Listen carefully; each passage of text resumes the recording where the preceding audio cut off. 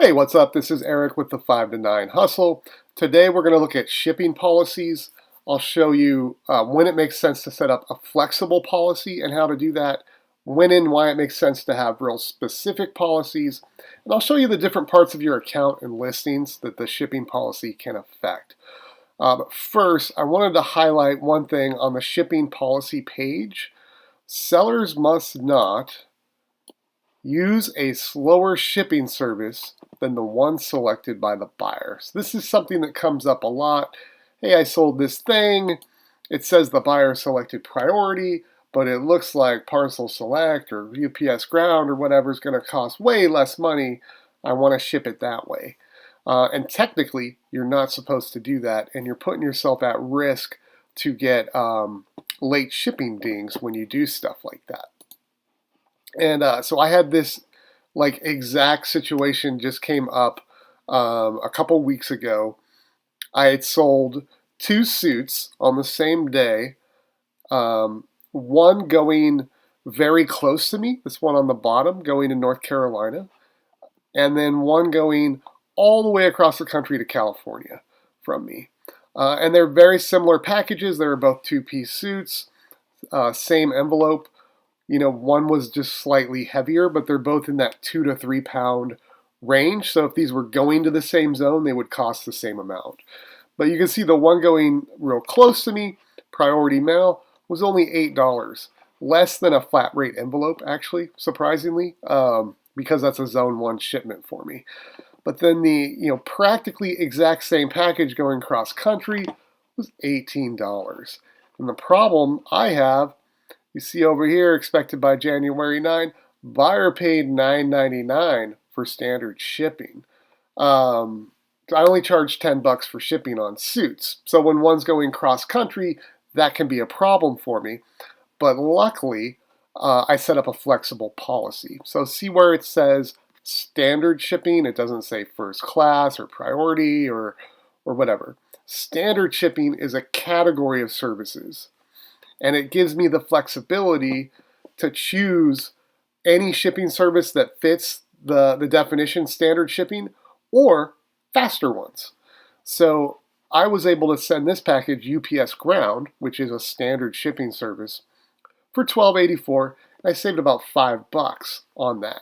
Still, it cost me a little bit more than what the buyer paid, but on the other one, cost me a little bit less than what the buyer paid. It all shakes out in the end. So let's show you how to set up your shipping policy so that you have that flexibility when it can save you money. We'll go over and do that right now. All right, so on desktop, to get to your shipping policies, at the upper left where it's got your name, if you hover over that, you can click on account settings, and it's going to land you here. And then under selling, we're looking for business policies. Go ahead and click on that. And this brings us to all of our policies, payment, return, and shipping. I'll go ahead and hit for just the shipping policies here. And I do need to clean these up. I've got more than I need currently. But you see I've got several. And you are able to name them, and you can give yourself a description so you remember what you were trying to accomplish with them. And let's go ahead and look at the suits one, because that was the example I was looking at. And it is a flexible shipping policy.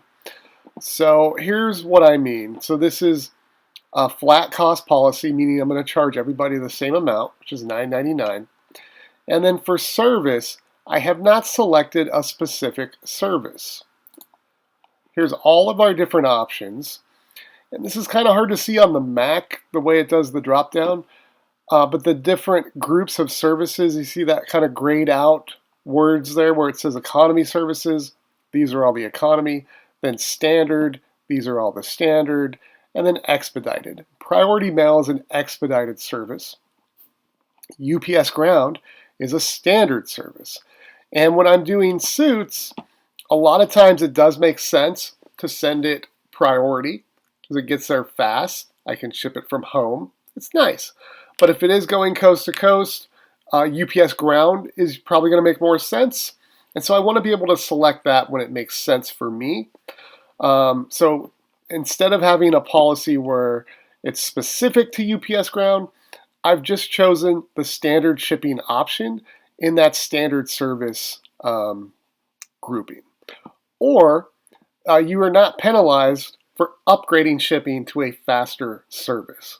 You just can't go down to a slower service. So this, for suits, it makes sense for me to have a flexible policy, and that's why I choose standard here.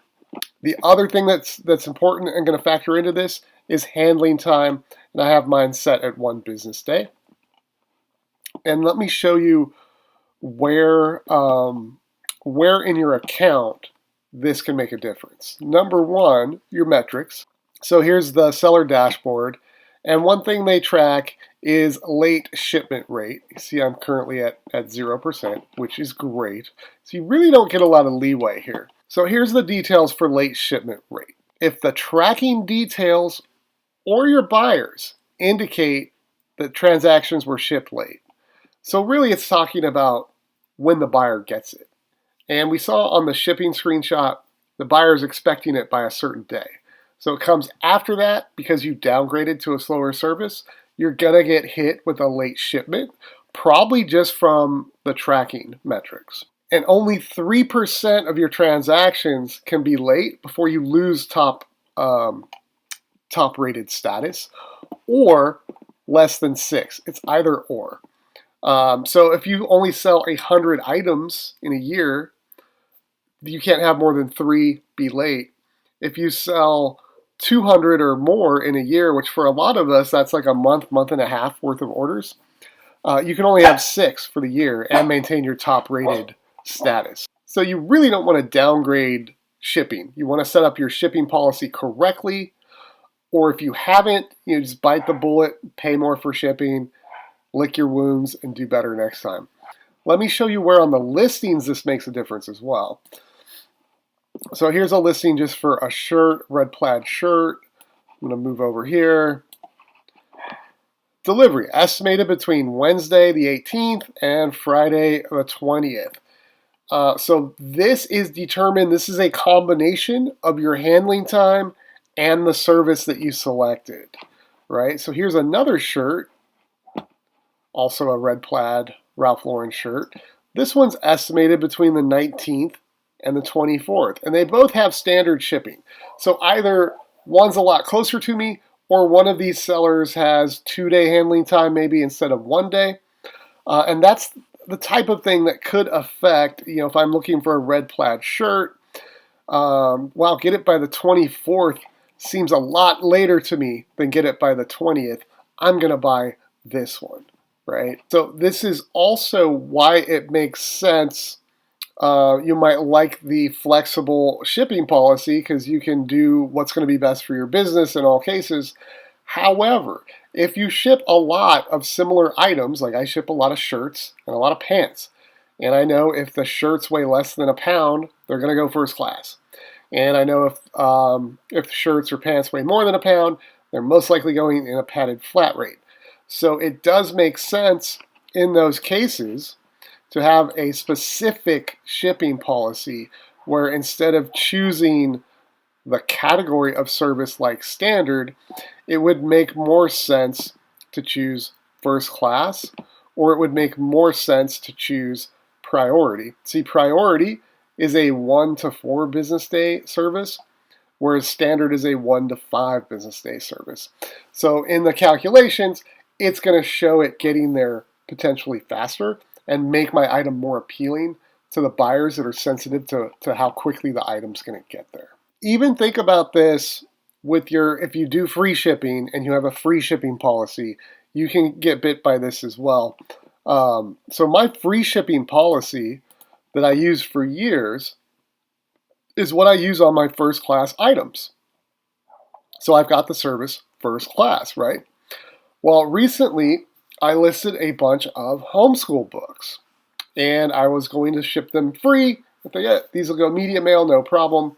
Had my free shipping policy on there, sold the first one, went to ship it, and guess what? I can't choose media mail. Media mail is an economy service. My free shipping policy was first class, so I could not downgrade to media mail. So I actually created a second policy called free media mail that I could use on those listings. So, you need to be careful. It does make sense to have more than one policy.